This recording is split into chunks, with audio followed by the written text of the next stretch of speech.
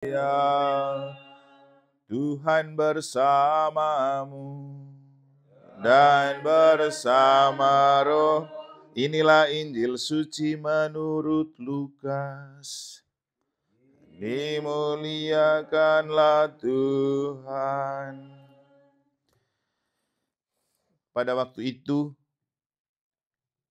Yesus sedang berdoa di salah satu tempat. Ketika ia berhenti berdoa, berkatalah seorang dari murid-muridnya kepadanya, "Tuhan, ajarlah kami berdoa, sebagaimana Yohanes telah mengajar murid-muridnya." Maka Yesus berkata kepada mereka, "Bila kalian berdoa, katakanlah, Bapa, dikuduskanlah namamu, datanglah kerajaanmu, berilah kami setiap hari makanan yang secukupnya, dan ampunilah dosa kami, sebab kami pun mengampuni yang bersalah kepada kami. Dan janganlah membawa kami ke dalam pencobaan." Demikianlah sabda Tuhan. Terpujilah Kristus. Bapak, Ibu, saudara-saudari, anak-anak, cucu, dan keluarga yang ditinggalkan oleh Mama Kris yang saya kasihi dalam Tuhan. Pertama, namanya saja Kristina. Itu kan sebutan perempuan untuk Kristus. Ya pasti masuk surga lah. Seperti yang saya katakan di bagian awal, ketika Bapak Dino itu datang untuk mau ketemu Mama Cep, cari infus, lalu bercerita tentang kondisinya Mama Kris ini. Dan sontak dari dalam benak saya berpikir, jangan sampai dia juga tahu saya lagi pulang, makanya dia mau pergi sekarang.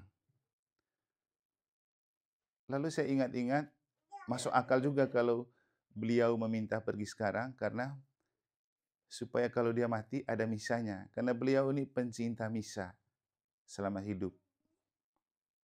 Makanya tadi saya bilang, seandainya saya tidak pulang libur, belum tentu juga bisa dirayakan dengan misa. Apalagi kalau meninggal hari ini kan, karena Romo Paroki juga lagi sibuk kan. Tapi kita hidup di dunia ini dan meminta Tuhan mengajarkan kita berdoa, salah satunya karena dengan berdoa kita bisa berjaga-jaga. Berjaga-jaga dalam arti kalau saja saat seperti kematian ini datang, kita sudah siap. Makanya dalam Injil kita mendengar ada murid yang minta Yesus ajarkan mereka berdoa, karena doa itu penting. Penting untuk kita selalu berjalan bersama Tuhan, penting untuk kita selalu hidup dalam rencana dan penyelenggaraan Allah. Dan doa adalah cara terbaik untuk berjaga-jaga. Kita mau ujian, baru rame-rame berdoa. Mau testing P3K, baru rame-rame berdoa. Pokoknya kalau ada kepentingan, baru rame-rame berdoa. Kenapa? Kita berjaga-jaga, karena dengan doa itu kita pingin kita lulus. Nah, ketika ujian seperti sakit dan kematian itu datang, kapan kita berdoa? Kalau ujian-ujian di dunia, kita siap dengan doa. Tapi kalau ujian hidup, apakah kita sudah siap dengan doa? Kalau hanya ujian saja baik, kalau dibaliknya langsung mati, apa kita sudah siap? Itulah pentingnya berdoa. Waktu saya tugas di Sumbawa besar, masih imam muda waktu itu. Tiba-tiba ada umat yang meninggal saat kami pada Romo pergi retret. Wih, banyak yang ngamuk. Romo ini pergi, di sini umat meninggal. Lalu ada satu bapak tua, orang Larantuka, pensiunan polisi, namanya Opa Bensinantong. Dia bilang, "Kamu marah-marah sama Romo. Emang kamu sudah kasih Romo? Kamu punya anak sudah kasih untuk jadi Romo?" Kemudian mereka itu pergi retret. Makanya kita umat ini, kalau masih hidup, hargai para Romo dan berdoa supaya kalau kita mati, pas Romo-Romo lagi tidak pergi. Dan akhirnya memang dia mati saat Romonya lengkap, 2 orang. Itu kan berjaga-jaga. Nah, saya merasa bahwa Oma Christina juga seperti itu. Dia tidak mungkin tidak punya persiapan dalam hidup. Mungkin juga dia sudah tahu kapan dia mati. Saya dengar cerita sepintas, pulang dari Jakarta, dia sehat lagi. Lalu di mana ada pesta, berhari-hari dan berminggu-minggu pun dia pergi dan makan banyak di sana. Lalu tadi saya bilang, mungkin dia ingat pesannya Pater Galus, kalau mau mati makan banyak-banyak. Karena dia tahu.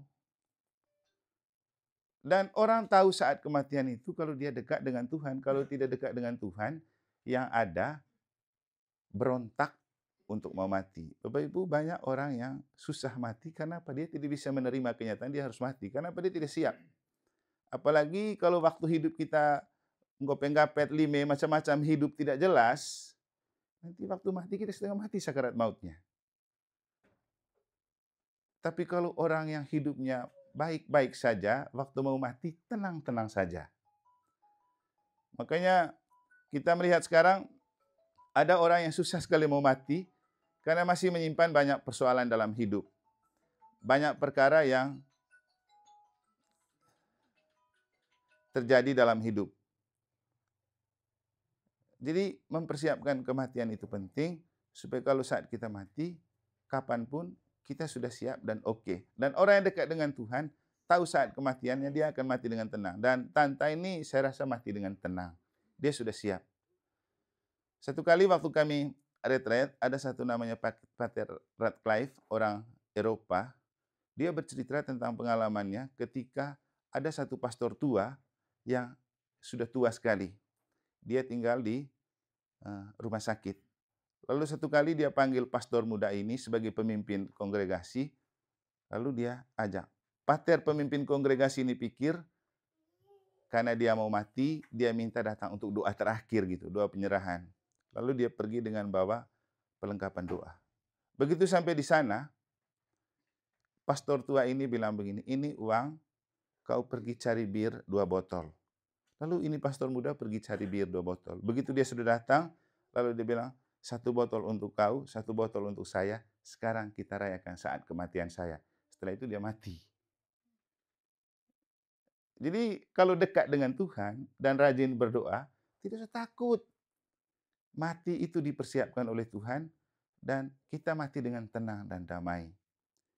Tapi kalau dalam hidup kita lupakan Tuhan, lupa berdoa, apalagi hanya isil togel, main kartu, tidak pernah berdoa, bagaimana kau siap memati? Nah, banyak di kita kan orang lagi misa, yang lain masih main kartu. Nah, tiba-tiba kalau kau mati waktu lagi main itu bagaimana? Sudah siap. Biar mati dengan tenang gitu. Jadi itulah makna yang dapat kita petik dari kematiannya Oma atau Tanta Christina Mida ini. Waktu hidup jangan lupa investasi kematian. Saya selalu bilang ke umat di tempat saya tugas, Bapak Ibu ikut misa. Misa itu investasi untuk mati, karena waktu kita misa, kita merayakan Ekaristi bersama orang-orang di surga, di dunia. Makanya nanti waktu misa itu, sebelum kita nyanyikan lagu kudus, kita doa apa? Bersama para kudus dan para malaikat di surga, kami memuji dan memuliakan Dikau dengan bernyanyi, kudus, kudus, kudus. Jadi kita misa itu kita merayakan perjamuan bersama orang yang sudah mati, orang kudus di surga. Karena itu adalah perjamuan surga yang ada di dunia. Apalagi dalam misa kita menerima tubuh Kristus yang adalah roti yang turun dari surga. Jadi kita terima tubuh Kristus itu roti yang turun dari surga untuk mempersiapkan kita supaya nanti kita masuk surga. Nah, Bapak Ibu, dalam misa kita ada doa Bapa kami kan, doa yang diajarkan oleh Yesus dalam Injil tadi. Kalau kita doa Bapa kami, ini kan Injil Lukas tadi. Kalau di Injil Matius itu seperti doa Bapa kami yang kita ungkapkan, Bapa kami yang di surga. Artinya saat kita berdoa, Bapa kita itu ada di surga, bukan ada di dunia. Jadi kita berdoa kepada Bapa di surga. Surga yang nanti kepadanya dan ke sana kita akan pergi kalau sudah mati di dunia. Jadi Bapa kita itu ada di surga dan kita mati untuk menggapai surga itu. Tetapi tidak akan pernah kita menggapai surga kalau kita tidak selalu berseru kepada Bapa itu saat kita di dunia. Makanya doa itu penting, apalagi doa Bapa kami. Saya selalu mengajarkan kepada orang-orang, saya sejak Romo setiap hari wajib saya doa rosario. Kalau tidak doa rosario tidak nyaman. Bapa kami Salam Maria itu 3 kali itu juga penting. Itu juga kebutuhan pokok. Jadi kalau kita berdoa, bukan hanya kita mohon bantuan Tuhan di dunia, tapi supaya kita juga selalu menjalin komunikasi dengan Bapa di surga. Sehingga mau mati kapan saja, tidak apa-apa. Nah, tadi saya bilang kepada kita, ada satu orang pastor namanya Padre Pio yang mengalami stigmata. Dia merayakan misa dengan tangan terluka. Beliau dalam bukunya berjudul Jiwa-Jiwa di Api Penyucian bercerita banyak tentang pengalaman. Ternyata orang yang sudah meninggal tidak otomatis masuk surga. Kenapa kita gereja Katolik itu selalu mendoakan orang sudah meninggal? Kalau teman-teman Protestan, kalau sudah mati nyanyi haleluya, bangkit-bangkit, selesai. Tapi kita doa terus, mau 1 tahun kematian, 2 tahun, 3 tahun, 1000 tahun didoakan terus. Kenapa? Karena belum tentu orang sampai ke surga. Mungkin masih di api penyucian. Dan kalau dia di api penyucian, itulah kenapa kita perlu berdoa untuk mereka. Supaya jiwanya dilepaskan. Maka satu kali ada satu orang pastor yang ketika dia pastor tua, hobi merokok. Ketika dia malam-malam, rokoknya hidup, dia berbaring. Lama-lama dia tertidur, rokoknya hidup terus. Akhirnya dia terbakar di tempat tidur.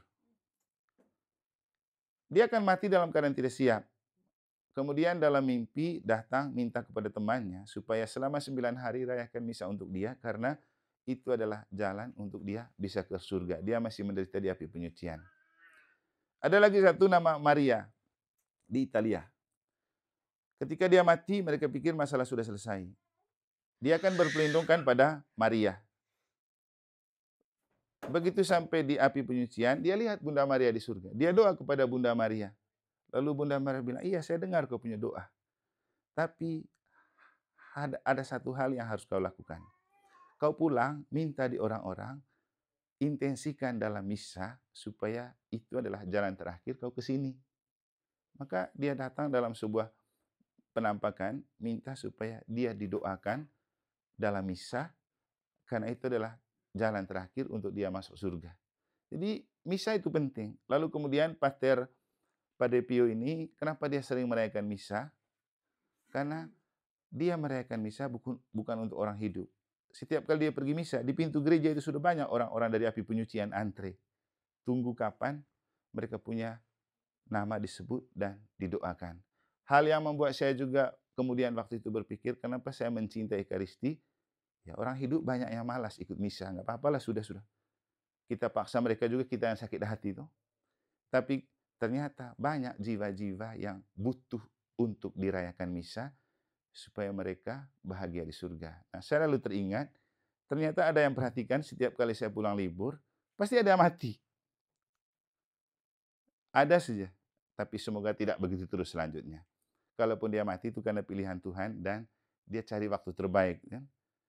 Makanya tadi saya bilang, mungkin karena saya kasih tinggal kasula ungu ini, makanya setiap kali pulang, karena alasan sudah ada kasula, biar sudah mati. Tapi bisa juga orang merebut kesempatan ini, mumpung romo kita datang, biar sudah mati. Supaya tidak setengah mati didoakan. Lalu itu orang komentar begini, kayaknya mereka senang kalau mati pas romo Iman datang, nanti mereka langsung masuk surga. Saya lalu berpikir, ya baik sudah. Makanya saya semangat datang misa karena untuk Oma Kristen itu, karena berpikir mungkin dia butuh dirayakan misa dengan saya, makanya dia mati sekarang. Jadi mendoakan orang mati itu sangat penting dan itu yang membuat kita dapat banyak rahmat. Makanya juga saya sendiri, semua kakek nenek yang sudah meninggal itu selalu didoakan. Supaya mereka juga mendoakan saya di sana, mereka menjadi perantara rahmat untuk kita. Makanya Bapak Ibu, jangan pikir tunggu anak sekolah, kamu baru pergi bakar lilin, baru doa untuk orang tua. Jangan. Setiap hari bahkan kita berdoa untuk mereka. Intensikan misa untuk mereka. Kalau mereka bahagia, pasti kita bahagia. Ya, sama kalau menurut yang itu, kita kasih yang mereka, supaya mereka senang. Kalau mereka senang, apapun yang kita minta, pasti mereka layani. Apalagi kalau orang meninggal, dia bahagia di surga. Kalau dia bahagia, pasti dia minta kepada Bapak, Bapak, anak saya ini butuh ini, cucu saya butuh ini, tolong kirim. Kalau mereka sudah bahagia, sama dengan kita. Kalau sudah senang, biar orang tidak minta juga kita kasih saja. Karena saking senang dan bahagianya kita. Makanya berdoa untuk keluarga yang meninggal supaya mereka bahagia. Karena kalau mereka bahagia, kita juga pasti bahagia. Bapak Ibu, saudara-saudari yang terkasih, setiap kali kita merayakan misa untuk orang meninggal, yang paling penting adalah kita maknai meninggalnya dia untuk kita yang masih hidup. Maka semoga kematian Oma Kris ini juga mengingatkan kita untuk menyadari mosedokong delinoho. Itu paling penting. Mosedokong delinoho. Tapi Tuhan telah memberikan kita gereja, Tuhan memberikan kita iman, Tuhan memberikan kita misa, Tuhan memberikan kita kesempatan untuk berdoa, supaya berjaga-jaga dan berwaspada. Mau mati kapan saja itu urusan Tuhan. Yang paling penting kita sudah siap dan selalu berjalan bersama Allah, sehingga mau mati di mana saja, kita enjoy menghadapi itu. Semoga Tuhan menerima Oma Kris di pangkuannya, dan kami serahkan kembali Tanta ke pangkuan Allah, melalui perayaan Ekaristi ini, karena Ekaristi adalah cara Yesus mempersiapkan orang yang kembali ke pangkuan Bapa untuk dipersiapkan jalannya. Karena Yesus adalah jalan, kebenaran, dan hidup menuju Bapa. Selamat kembali ke pangkuan Bapa. Doa kami menyertai Tanta. Doakanlah anak-anak, cucu, serta seluruh keluarga dan kita semua yang ditinggalkan. Semoga Tuhan memberkati.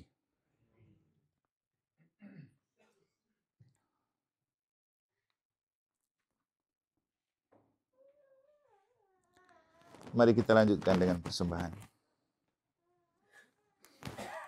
Memberkati jenazah dari tempat ini, saya mengucapkan turut berduka cita untuk anak-anak dan cucu serta semua keluarga yang ditinggalkan oleh Tanta Midah. Paling penting kita memaknai cara beliau merayakan dan menjalani hidup seperti yang kita tahu. Dari yang saya tahu juga, waktu kita masih kecil, Om kan meninggal. Berarti berapa puluh tahun dia hidup sebagai seorang ibu tanpa bapak untuk mengurusi anak-anak. Tapi dia tetap kuat, tangguh, dan anak-anak semua pada sekolah dan sukses. Dan di saat-saat terakhirnya, saya menemukan beliau sebagai seorang tokoh yang sangat-sangat mencintai gereja dan hidup rohani. Doa pasti selalu ikut. Seperti yang saya bilang tadi, layaklah dia dapat misa, karena setiap kali saya pulang libur, saya selalu lihat dia orang yang pertama dan semangat untuk ke gereja, ikut misa. Kalau ibu-ibu lain kan setengah mati.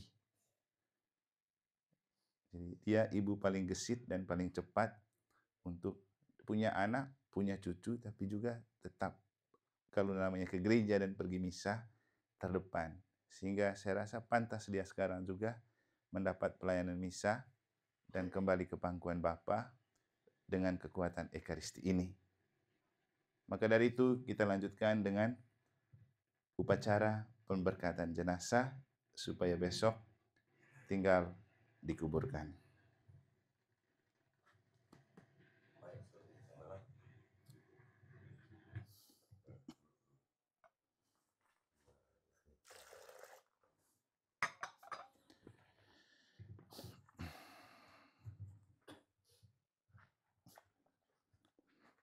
Saudara-saudari terkasih, kini sudah tibalah saatnya kita akan memberkati jenazah dan peti dari Mama Christina Midah.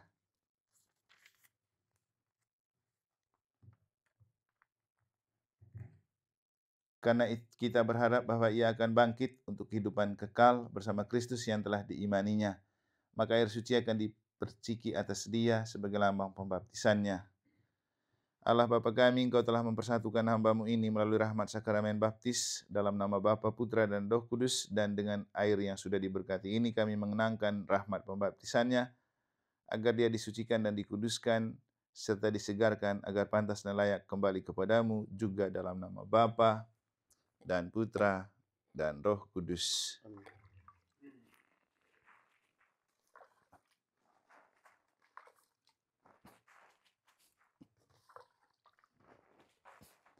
Dan semoga peti ini menjadi tempat yang nyaman untuk menikmati kebahagiaan abadi seperti yang dialami oleh Kristus ketika dimasukkan dalam peti, juga dimakamkan untuk bangkit pada hari ketiga. Dalam nama Bapa dan Putra dan Roh Kudus. Amin.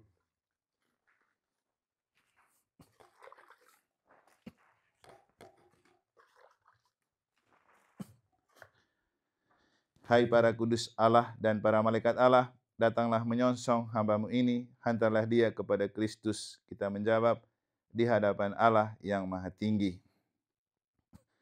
Semoga Kristus menyambut-Mu, Oma Christina Mida, sebab dialah yang memanggil Engkau. Semoga para malaikat menjemput dan mengiringi Engkau sampai ke pangkuan Abraham, di hadapan Allah yang Maha Tinggi. Tuhan, berilah dia istirahat kekal dan sinarilah dia dengan cahaya abadi. Di hadapan Allah yang Maha Tinggi. Marilah berdoa. Allah Bapa kami yang Maha Rahim, kepadamu kami menyerahkan hamba-Mu, Mama Christina Mida, yang telah meninggal dalam Kristus. Semoga bersama Kristus pula ia bangkit untuk kehidupan kekal. Kami bersyukur kepadamu atas segala kebaikan dan anugerah yang Kau limpahkan kepadanya sewaktu hidupnya di dunia ini. Dengarkanlah permohonan kami, bukalah pintu surga baginya, dan tabahkanlah hati semua keluarga dan kami yang berkabung. Semoga kami dapat saling menguatkan dengan penghiburan iman kepada Kristus yang bangkit, sebab dialah Tuhan dan pengantara kami. Amin. Kami kembalikan-Mu dalam nama Bapa dan Putra dan Roh Kudus. Amin.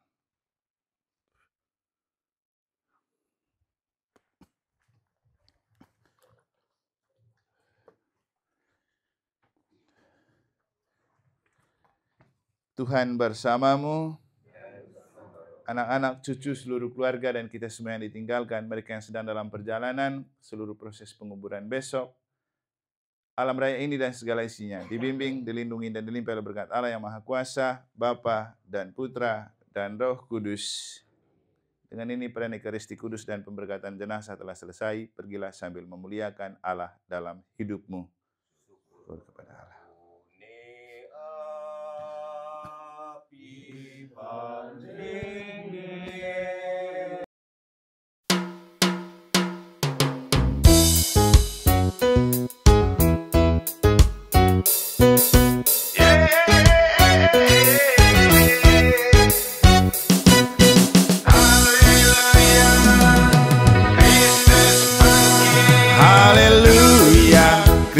Telah bangkit, dosa dan maut telah dikalahkan.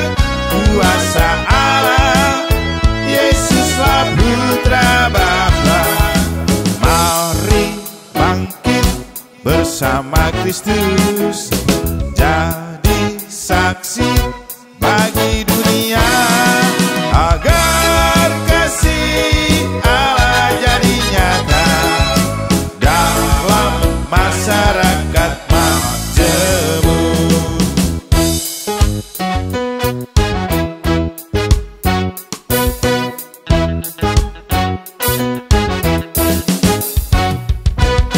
Yesus merajut persaudaraan, malam berjamuan bersama kekasih. Ada kekasih yang tak setia, Yesus ketangkap karena korban money politik. Haleluya, Kristus telah bangkit, dosa dan maut telah dikalahkan. Kuasa Allah, Yesuslah Putra Bapa. Mari bangkit bersama Kristus, jadi saksi bagi dunia, agar kasih Allah jadi nyata dalam masyarakat majemuk.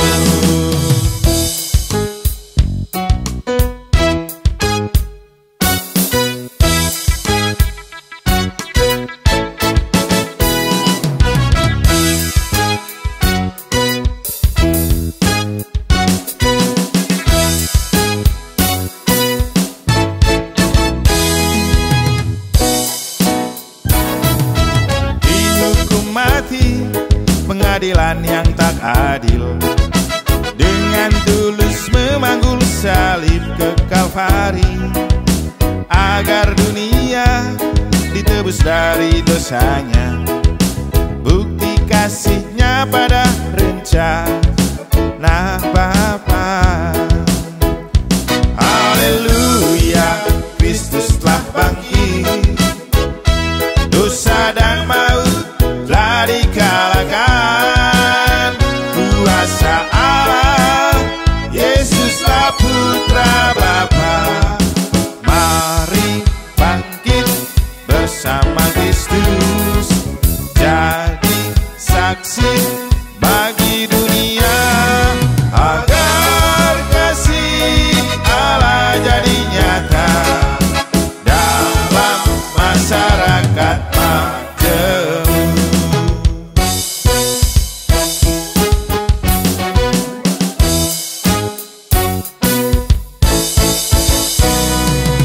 Haleluya, Kristus telah bangkit jaya. Haleluya, Kristus telah bangkit. Mati disalib untuk bangkit kembali, bawa para kekasih cahaya hidup ilahi, sinari hati menuju hidup abadi, bahagia selamanya bersama Bapa di surga.